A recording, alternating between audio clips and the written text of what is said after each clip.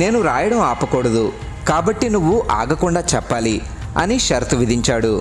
వ్యాసుడు అందుకు అంగీకరించి నేను చెప్పేది మీరు అర్థం చేసుకోకుండా రాయకూడదు అని షరతు విధించాడు. గణేశుడు అందుకు ఒప్పుకోవడంతో వ్యాసుడు చెప్పడం మొదలుపెట్టాడు. గణపతి రాస్తూనే ఉన్నాడు.